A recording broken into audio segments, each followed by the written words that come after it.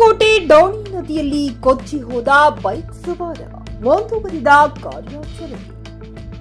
ಉಕ್ಕಿ ಹರಿಯುತ್ತಿರುವ ಡೋಣಿ ನದಿಯ ಸೇತುವೆ ದಾಟಲು ಹೋದ ಬೈಕ್ ಸವಾರ ನೀರಿನಲ್ಲಿ ಕೊಚ್ಚಿ ಹೋದ ದಾರುಣ ಘಟನೆ ವಿಜಯಪುರ ಜಿಲ್ಲೆಯ ತಾಳಿಕೋಟೆ ಪಟ್ಟಣದ ಬಳಿ ಸಂಭವಿಸಿದೆ.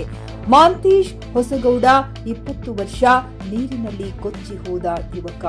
ಜಿಲ್ಲೆಯಲ್ಲಿ ಸುರಿದ ಭಾರೀ ಮಳೆಯಿಂದ ಜಿಲ್ಲೆಯ ತಾಳಿಕೋಟೆ ಬಳಿಯ ಡೋಣಿ ನದಿ ಉಕ್ಕಿ ಹರಿಯುತ್ತಿರುವ ಪರಿಣಾಮ ರಸ್ತೆ ಸಂಚಾರ ಸ್ಥಗಿತಗೊಂಡಿದೆ. ಈ ವೇಳೆ ನೀರಿನಲ್ಲಿ ಕೊಚ್ಚಿ ಹೋದ ಮಾಂತೇಶ್ ಹಾಗೂ ಸಂತೋಷ್ ಹಡಪದ 32 ವರ್ಷ ತಾಳಿಕೋಟೆಯಿಂದ ವಡವಡಿಗೆ ಗ್ರಾಮಕ್ಕೆ ಹೋಗಲು ಸೇತುವೆ ದಾಟಲು ಮುಂದಾದಾಗ ಘಟನೆ ಸಂಭವಿಸಿದೆ. ಈ ವೇಳೆ ಮಾಂತೇಶ್ ಹೊಸಗೌಡ್ರು ಅಗ್ನಿಶಾಮಕ ದಳ ಸಿಬ್ಬಂದಿ ರಕ್ಷಣೆ ಮಾಡಿದ್ದು, ಸಂತೋಷ್ ಪತ್ತೆಗೆ ಕಾರ್ಯಾಚರಣೆ ಮುಂದುವರೆದಿದೆ. ಇನ್ನು ನೀರಿನಲ್ಲಿ ಕೊಚ್ಚಿ ಹೋಗುತ್ತಿರುವ ದೃಶ್ಯ ಸ್ಥಳೀಯರ ಮೊಬೈಲ್ನಲ್ಲಿ ಸೆರೆಯಾಗಿದೆ. ತಾಳಿಕೋಟೆ ಪೊಲೀಸ್ ಠಾಣೆ ವ್ಯಾಪ್ತಿಯಲ್ಲಿ ಘಟನೆ ಸಂಭವಿಸಿದೆ. ಘಟನಾ ಸ್ಥಳಕ್ಕೆ ತಾಳಿಕೋಟೆ ತಹಶೀಲ್ದಾರ್ ವಿನಯ್ ಹೂಗಾರ್ ಭೇಟಿ ನೀಡಿ ಪರಿಶೀಲನೆ ನಡೆಸಿದ್ದಾರೆ. Mehboob Guntakal, JK news Kannada, Talikote.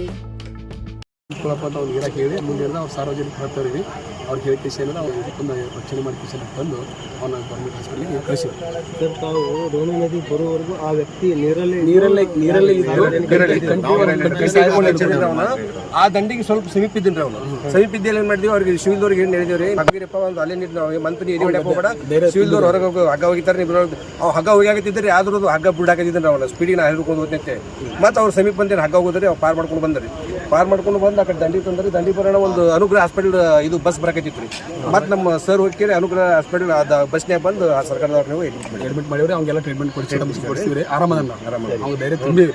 ಆದ್ರೆ ಇನ್ನೊಬ್ಬರು ಕಾರ್ಯಾಚರಣೆಗಾಗಿ ಅನ್ನೋದು ಮೀನು ಕಳಿಸಿ ಅವ್ರ ಕಳಿಸಿಕೆಯನ್ನು ಅವ್ರಿಗೆ ಏನು ಮಾಹಿತಿ ಬರ್ತಾರೆ ನೋಡೋದು. ಮತ್ತೆ ಇಲ್ಲಿಕ್ಕಂತ ಇವತ್ತು ಕತ್ತಲಾಯ್ತಂದ್ರೆ ಮತ್ತೆ ನಾಳೆ ಬೆಳಗ್ಗೆ ಕಾರ್ಯಾಚರಣೆಯನ್ನು ಸ್ಟಾರ್ಟ್ ಮಾಡ್ತಾರೆ ಸರ್.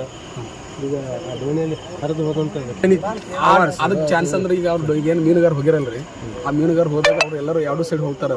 ತಿರ್ಕೋತಾನೆ ಸಂತು ಹಡಪದಂತ ಅವನು ವ್ಯಕ್ತಿ ಹೆಸರನ್ನೇ ಕೂತ್ಕೊತ ಹೋಗ್ತಾರೆ.